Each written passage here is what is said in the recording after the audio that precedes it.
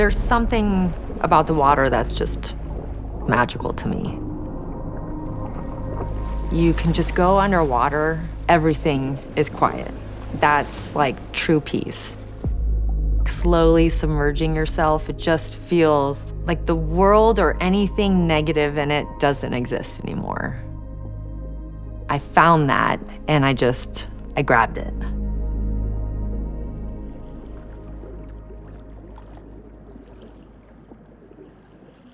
It was the 1992 Olympics. I was 10 years old at the time. I was watching this one swimmer, her name was Summer Sanders, and I was just like locked in. Like, whatever I need to do, I want to be her. Shortly after her entering into my group, I recognized that she had some skills that might lend themselves to being an Olympic champion. I had never heard of her until 1996. She walks out at the Olympic trials. She's, 14 years old, I think. I'm going, who is this punk kid? I didn't think much of it. I was kind of naive to everything and just, yeah, I swim, I love what I do. And then she makes the Olympic team. And I'm going, holy smokes.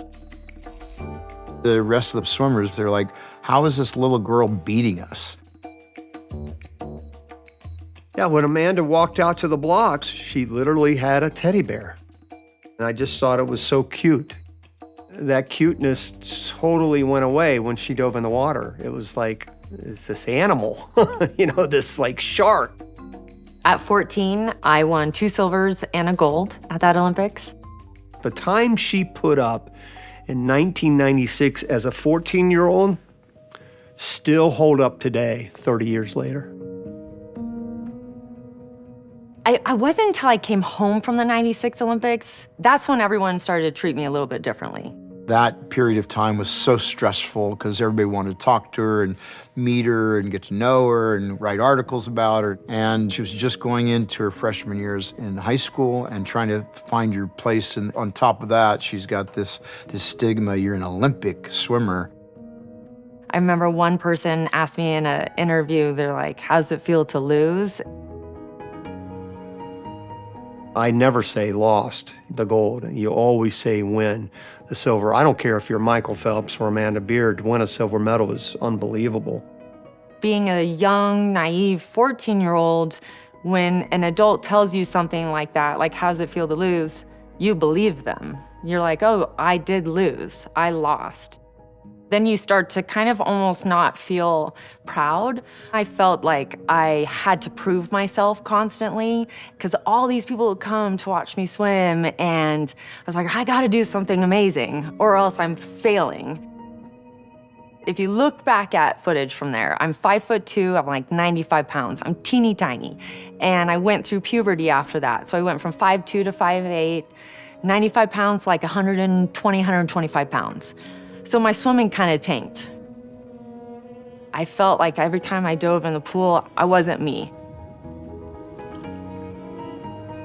From about 15 to like 18, 19, 20, she's not improving her times, and she just kept fighting through it. One of our hikes, we were in Sabino Canyon. We're having a beautiful day, and she's a little teary-eyed. And I said, what's happening? She said her sponsor wanted her to lose 10 pounds, and she had 3 weeks to do it. And it was heartbreaking. I started with eating disorders when I was 15 years old. I started cutting when I was 17 years old. These emotions that I didn't know how to verbalize or how to deal with correctly, and I would just like, my fingers would just start rubbing like this, and then I would catch myself, I'd be digging into my hand with my fingernails, and then I'd be bleeding, and I wouldn't go like, oh no, what did I do? Like, it'd be like this calming release. Afterwards, I said, I'm so sorry, and I didn't know these things were in your mind, what was going on. And she kind of laughed at me. She says, I didn't tell you. You didn't know because I didn't want you to know. I didn't want to talk to anyone about it. As an athlete, I felt like, no, that's a sign of weakness. I mostly was like, okay, are you okay? Because what do you say? What do you do? Sasha did it right. He gets all the points for that. When I met Sasha, my husband, he's the one that really kind of discovered like how dark my kind of life and chapter was in those moments. It was in the middle of like a fight, and I locked myself in our bathroom, and he was knocking on the door, and finally like I went and opened it, and I had like a washcloth on my arm, and I cut myself pretty good that time, and so I had quite a bit of blood, and he was like, okay. I thought, great, I just lost this guy. I scared him. And he didn't run away. He was like real with me of like, we can't be together and have a family if we can't find a way to live a healthier path. And he went to therapy sessions with me, but he was like, yeah, I'm gonna give it to you straight, girly, which is what I needed. I was clinically diagnosed with depression and just really came to terms with the reality of the life that I was leading. I'd go see a therapist, and I was, doing whatever routines or meditation or whatever I was doing, and I didn't feel better. Like, it didn't feel good. A lot of the healing process was me being frustrated that I wasn't feeling better. Like, I want results. I'm an athlete. I want results. And I don't think I really felt like I got a better grasp on who I was in life till I was probably 30 years old. So it was quite a journey. She never really talked a lot about her experience at a very young age. We were about what we were going to do from the moment she came to Arizona moving forward. So my job was to just get her back in love with the sport and in love with a culture that she could see herself moving forward with.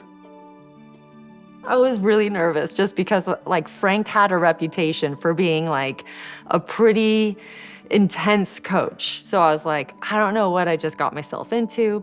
When we connected during her senior year in high school, I just saw something in her. I felt like there was more. At first was, okay, Amanda, you're really talented. You probably don't still believe that, maybe. All I need for you is just plug in. I don't think there was a specific turning point where I was like, yeah, like I'm a healthy version of myself. But 2000 rolled around, I was not supposed to go to that Olympics at all. I was not seeded to make it. I went to Sydney. I ended up winning the bronze medal from an outside lane. I know it was bronze, but everyone that kind of made fun of the silver medals, I was like, I'm back, let's do this. It was one of those like moments where I felt like, I can do this. I can figure out how to get back on top again. It just takes moments like that for kids to see that I'm all in now. I'm bought in. I don't want to say like, I was better. I don't wake up every single day being super happy and cheerful, but I definitely have discovered being a little bit more grateful and appreciative of my opportunities. 2004, I was 22 at the Athens Olympics. I won a gold and 2 silvers at that Olympics. In this race in Athens, she was behind 3/4 of the race. I was a little excited thinking, okay, come on, Amanda, come on, show me. She swam back the last 50 and won the race, so she was spectacular. I mean, she made 4 Olympic teams, and that qualifies my book as one of the GOATs.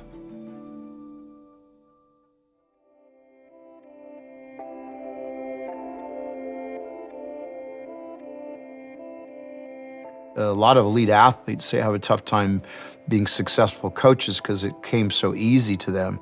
It came easy to her for a period of time. Then it became really difficult and dark, but she got through it. And now I think she can share that experience with athletes to get them through the bumps and grinds that accompany elite level swimming.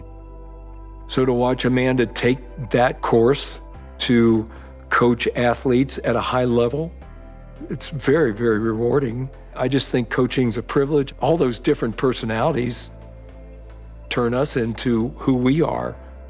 They trust me to be there for them, And that was really big for me with my coaches, was like, I trusted my coaches so much. I'm just so proud of her never quitting, never giving up. She's one of the best athletes I've ever coached. Amanda Beard is on Mount Rushmore of the greatest female breaststrokers in history. You can always go to an Olympic medal performance, go, oh, that was great, but it's watching her always striving for the best out of herself. That's probably the monument to her career is never quitting, never giving up. I always get the question, if you could have your sight back, would you?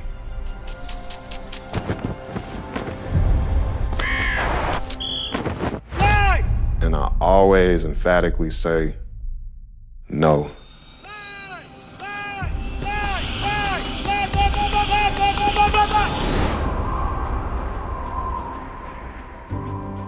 You don't need sight to have a vision. That's his motto, and that's something that I've learned being around Lex. The story I know about Lex growing up is that he was a typical kid in elementary school doing all the normal things. The one day he came home and complained of not being able to see very well. I remember getting out of the tub, hopping onto the bathroom counter. That's when I knew something was wrong because it was hard for me to see my reflection in the mirror. I flushed his eye with some water thinking that would help. The next morning, it was not as good, but he said it was a little better, and I sent him on to school anyway. Teachers called my mom, told her that I was bumping into things. So I picked him up from school and made an emergency appointment with his eye doctor. After an examination, they found out I was suffering from retina detachments. I just remember when we left the doctor's office, I'm walking behind my mom and I'm crying because now the uncertainty is setting in. I intentionally walked in front of him because I was shedding so many tears, and I turned around and I actually picked Alexis up to let her know everything was gonna be all right. The first operation, I could see well for about 3-4 weeks.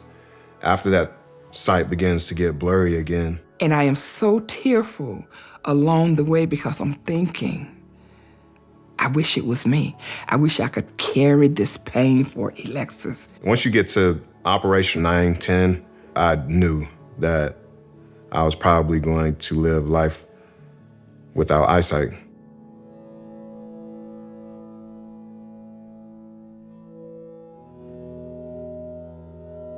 He had the final procedure, and Dr. McCurran said, there is nothing else that we can do. We've tried. And I just looked up and I said, I don't know how, Lord, but it's you and me. I just know it's gonna be all right. The strong faith that my mom had, it just exuded. It was contagious. Being mad at God never really crossed my mind. And every time I would ask him, how is it today? Well, it's not as good as yesterday.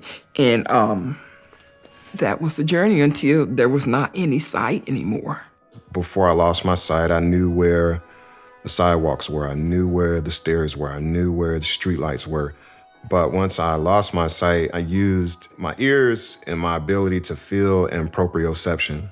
One of the scoutmasters brought Alexis home one Saturday, and they drove into the complex. Alexis said, wrong turn. They said, how do you know? He said, because you didn't run over the speed bump. 5 feet or so in front of the stairs that led up to our house was a ledge that was about 3 feet high. When I had sight to see that ledge, I would run and jump in the air. I used to love doing that. And every time I turned around, Alexis was just jumping off this wall. And I'm like, please don't hurt yourself. Once I lost my sight, I didn't even think about that ledge. But at a certain point in time, my mom, she challenged me to get out there again. I gained the courage to take 3-4 steps and propelling myself through the air. I would spread my arms like wings. That is probably my greatest achievement because that led me to being able to actually get on a long jump runway, jump, and soar through the air. Coming to high school, all freshmen had to take a PE and health class. We had a fitness test one day. One of the activities was standing long jump. We did one jump just to give him an example of what he had to do. And the second jump, I kid you not, the kid flew and he probably went 10 feet, which was way better than all of his classmates. So from there, it was like, all right, have you ever heard of the Paralympic Games? That is when that fire lit within me. We took Lex over to the long jump pit, and I said, Lex, I want you to long jump. And he looked at me like, no way. That was very frightening for someone to ask you to run as fast as you can down a runway that's not that wide, propel your body through the air and land in the sand. Or pray to God you land in the sand. So I'm like, well, I thought we established that I was blind. I mean, how are we going to make this happen? And I said, Lex, you just got to try it. And he jumped, and it was really close to 14 feet. I just took off and ran across the field because I was so excited to see that this kid could do this. I mean, it was unreal. Can you imagine running down a track field and can't see? I tried that. That's not for me. We always joked about going from Athens Drive High School to Athens, Greece. That became the goal his senior year. And he's jumping in the 16s, then he jumps in the 17s. And everybody says, oh, well, you did such a great job getting him up to that distance. And my thought was, yeah, but in order for Lex to qualify, he's got to get to 19 feet, 4 inches. They had these stanchions on the side of the runway because it separated the runway from the actual track. Mr. Whitmer, he's down there, straight, straight, straight, straight. I take off, but I veered too far to the left-hand side, and I basically hit one of the poles that was connecting the ropes. We heard this voice in the crowd like, what's going on? Like, you're gonna get this kid hurt. Coach Whitmer, he was like, hey, I promise you, we will be successful and you'll land in that sand pit today. And fortunately, we did. On his very last jump, Lex jumped 19 feet, 4 inches exactly. And that qualified him to be a member of the USA Paralympic team. Gradually, get it up. Knees. A guide is someone who, they are essentially your eyes and making sure that you are able to train at a high level. I had 2 weeks to prepare Lex to get him ready for the games in Athens, Greece. In those 2 weeks, we were able to cover a lot of ground and get to that point of going to Athens. As soon as I set him up on the long jump runway, I stand at the end of the runway close to the pit. I start yelling, fly, fly, fly, fly, fly, fly, fly, fly. And as you hear the tempo gets faster, that means he's getting closer and closer to me. I'm supposed to move out the way. Unfortunately, I didn't move out the way fast enough. So he hits me. I'm over onto the side hurt, and I look back. He's in the sand hurt. It's like, what do I do now? This guy has trained hard to get to the games, so immediately I walk over to him. He jumps up. He's like, I'm all right. Let's do this again. Going through that experience that I did and running into that stanchion, you think back to moments like that, and it's like, all right, well, I got through that. I'm able to get through this.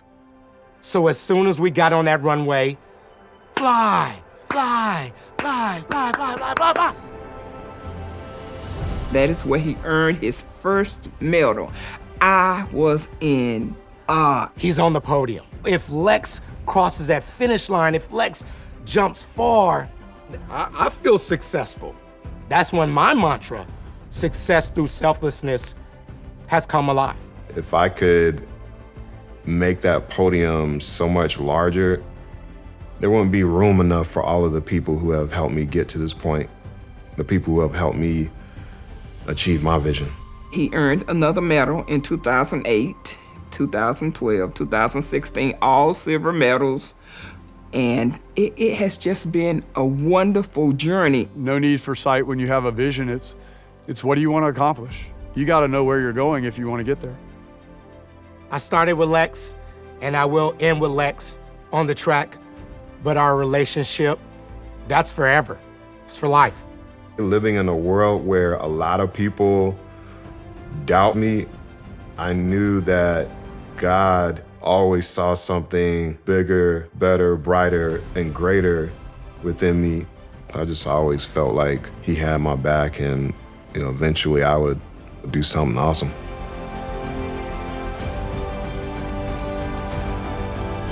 I didn't think it would be this awesome, though.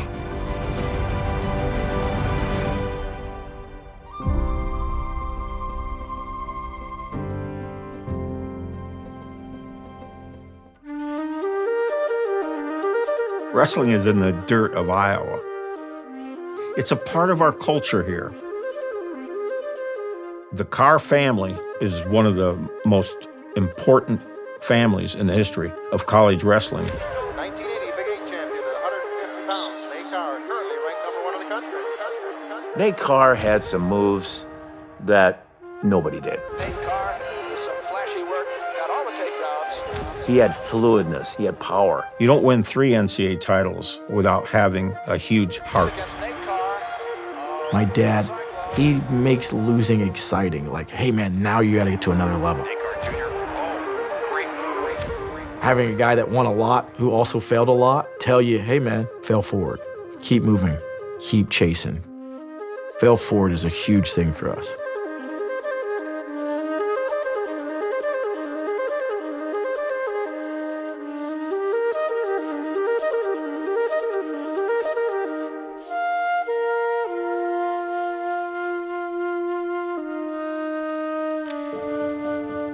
I remember him sitting me down one day and telling me everything that I do, everything that we sacrifice as it relates to wrestling is for our future. He would go and train for 3 weeks, come back home, and it was just a hard road.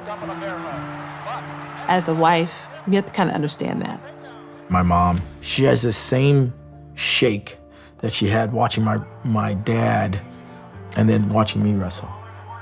You're like, come on, Nate. Just to get to the Olympics for any athlete in any sport from any country is incredible.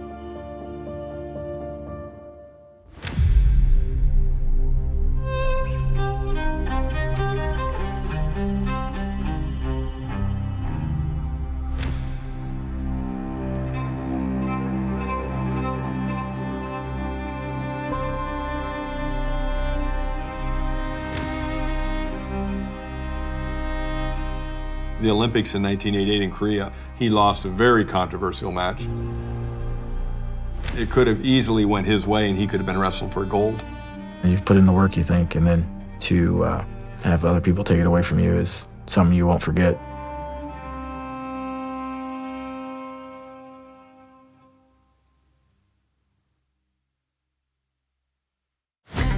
Nate Carr was phenomenal when he was here, but right now, David Carr is the name.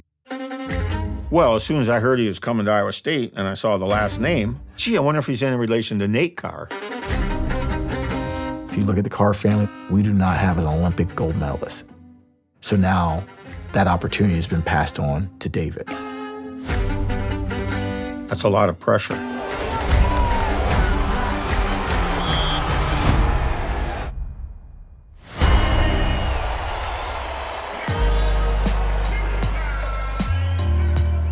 Hey, why don't you, when you go here, David, on him, take a step here and pull. So you get your there. Now circle, there. Then that, see, take that, boom, right there. When you do this, he like, hey, and then you can pick your shot. I remember, like, especially when I was younger, we'd go to all these camps, and I wasn't very good at the time. Watching the way you would coach and how much people wanted to be around you and ask you for advice, that's when my wrestling journey kind of started. One of the things that I saw in David is how much he wanted to do well. He knows everyone. He's friendly to everyone. He will give you a big hug, and then when that whistle blows, he wants to win. He wants to compete hard. Yeah, David is a very tough wrestler. Every time that I go to wrestle him, I know it's gonna be an absolute war. 2023, Keegan O'Toole. I wrestle him first, I win. I wrestle him again, I win at the Big 12 Championships. And it begins to kind of create this little rivalry. Every time I wrestle him, there's never a position of comfort. Every second of every match against David, I have to be on my A game all the time. It's It's tough to win an NCAA title, let alone wrestling one of the best guys. O'Toole will learn something from David and use David's move on David the next time he wrestles. It's exactly what everybody was hoping for. Keegan O'Toole, David Carr. I know exactly what you're gonna show me too. I remember all the matches, yep. Right away, like he's coming to get me. And I remember there's just a break in the match. And during the break, I remember just coming over and being like, oh, this is a different level of wrestler I'm wrestling right now.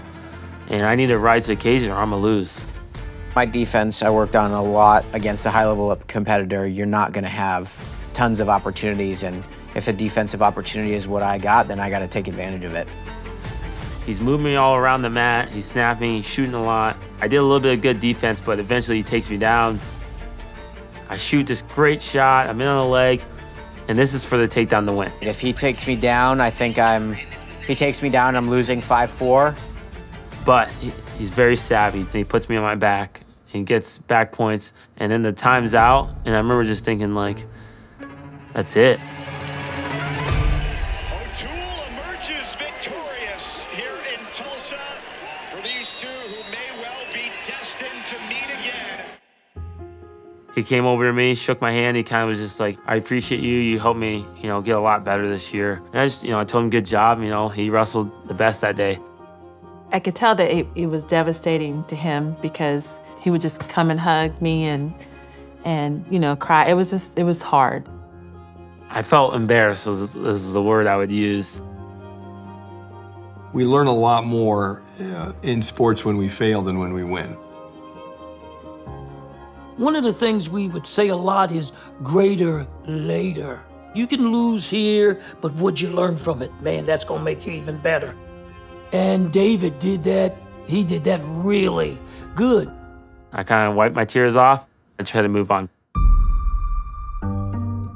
The next year, the Big 12 finals, he ends up beating me in that match.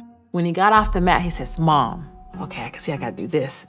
Okay, I can't do that. And so he learned. He wasn't disappointed that he lost.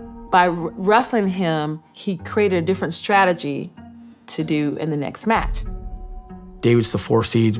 We're the underdogs, frankly. We're in the 3rd period, and it's a barn burner. It's a 1-point match, and David's behind, and literally 20 seconds to go, less than 20 seconds to go. He took you down, and then you fought back up. So the crowd kind of got into it a little bit. Man, that's when he was breaking. Yes, the crowd started to get into it. David stayed on him, and then he just wouldn't take no for an answer. Go, go, go. Oh, that was nice. He shot, man. O'Toole stopped it. Shot again. O'Toole stopped it. Fake shot, took him down. I had exerted so much effort trying to go chase him down that in those last 20 seconds, I was so fatigued. And then that was it.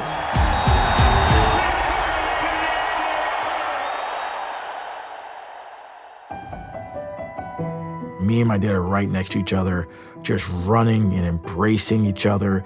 And it is one of the most exciting memories I have in my life today. Was that crazy or what? Hey, you gotta love both of them.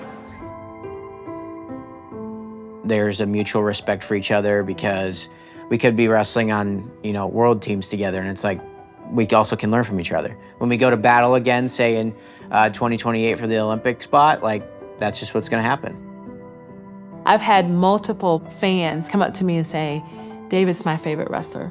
Not because of how he wrestles, because of what he represents. One of the things that I want to leave, rather than just the trophies, the gold medal, the national titles, is who I am as a person.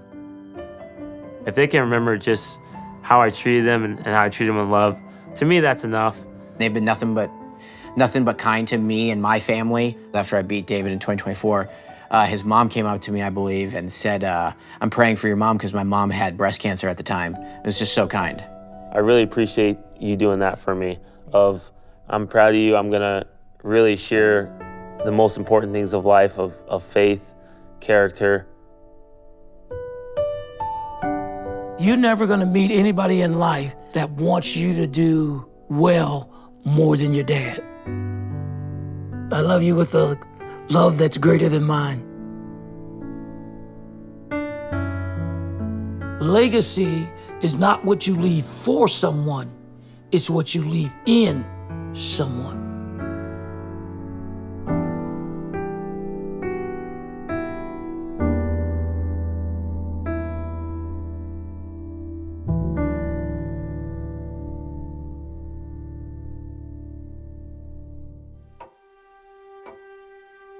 I was in elementary school. PE teacher starts talking about this guy he went to the Olympics back in the day, and he was one of our fathers. And he looks at me and asks, what's it like? And I was like, well, what are you talking about?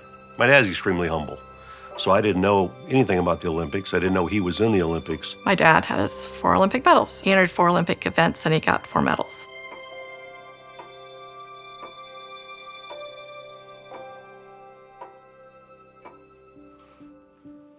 Well, my name is Thane Baker.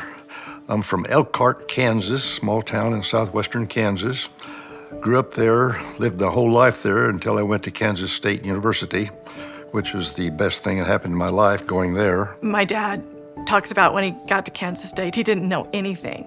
He really didn't. He grew up in a little tiny town. When I was about 7 or 8 years old, Glenn Cunningham from my hometown ran in the 1936 Olympics, and he came back to Elkhart. They had a Glenn Cunningham Day, and he ran down Main Street in his Olympic uniform, and I was standing there watching him, and that's the finest thing I ever saw. So I turned around to my father and said, I want to run the Olympics someday. And so all through school growing up, I ran everywhere I went. And then when he was 14, there was a work accident. I was working in a garage and I got a piece of steel in my knee. And 2 operations later, the doctor said, we can't get the steel out. So they told him he had to give up athletics. He couldn't participate in any sports. Yeah, I know the doctor sat there on the bed next to me and said, give up athletics. My mother had tears rolling down her cheeks over there because she knew my dream was to run. And of course, I told my mother, that's going to be the end of my dream. It's hard to put into words. When you're young, you have a dream and you want to do it. Well, try. Don't just sit back and say, well, I can't do that. I'm going to try. And I tried, and it worked. And so the good Lord was looking after me. 2 years later, after limping through high school, he got permission to go out for athletics again. Well, he was a guy who didn't necessarily have an enormous amount of success at the high school level. And in the 100, I got last place, and in the 220, I got last place. I went to Kansas State, and the coach put an article in the Kansas State Collegian one day. If anybody would like to try out for the track team, show up at Nichols Gym at 7 o'clock, and we'll talk about it. And coach said, sure, come on, give it a try. And he just blossomed. He got faster and faster. It was amazing that he was able to do what he was able to do as a walk-on. We ran in the NCAA and AU meet. And there my dad qualified for the Olympic trials. Then when he went to the Olympic trials, he qualified for the Olympic team in the men's 200 meters and took off. The 1952 Olympic Games are on. First American sweep is in the 200-meter dash, oldest race in Olympic history. Let's look at the dirt kicking up behind the runners. See the dirt kicking up behind us.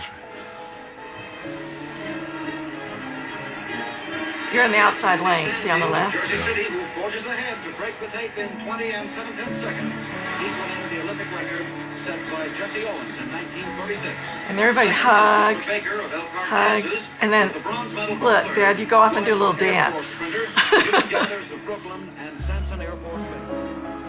How do you do that?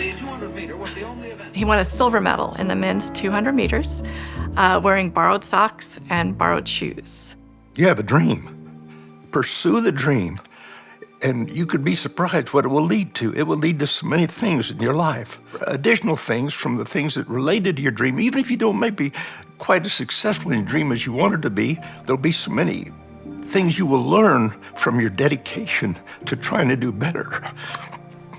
Pick a goal in life, music, whatever it might be, and excel. Try to do the best that you can, and you will do better than you think you can. And the good Lord will help you along the way. He and my mom got married, and then my dad went to Germany. My mom soon followed. And there he is working in Germany as an officer, and he gets a letter from Washington, D.C. Hey, would you like to come back to the United States and train for the 1956 Olympic team as a member of the Air Force? He got a gold medal in the 4x100 meters. They set a world record. He got a silver medal in the 100 meters and then a bronze medal in the 200 meters. The thing that really has always impressed me about Thane was, one, he was very humble. He was someone with his resume to just be as normal as he is pretty remarkable in this day and age. What my dad did not know was that Kansas State University cast a bronze bust of him when he was a runner at Kansas State. A lot of people that have accomplished what he's accomplished athletically, think they're owed something. He's always looked at it like he owes the university something. It's very meaningful for me to honor him in that way because I just think he's one of the truly special K-Staters. My dad was really, really surprised. It was beautiful. This bust is going to go in the new indoor track facility for the Kansas State athletes. Sometimes you need to sit down and think about what Christ has done for us and what he's given us. We just don't take the opportunity enough time to thank him. I have in my pocket a marble. In 1958, a man named I.F. Calley, we called him If Calley, he passed around a bag of marbles and said, everybody take a marble. He says, carry that marble with you. If somebody has rubbed you the wrong way or something, take that marble out and think about the good things about that person. Think about the good things in life that you have the opportunity to take advantage of, and think about it and hold that marble.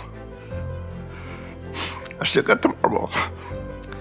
Because there's good in everybody, there's good in everything. And if it takes a marble to remind you of it, get a marble.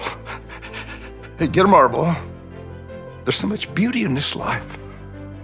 Take advantage of it and thank the good Lord for what he's given us.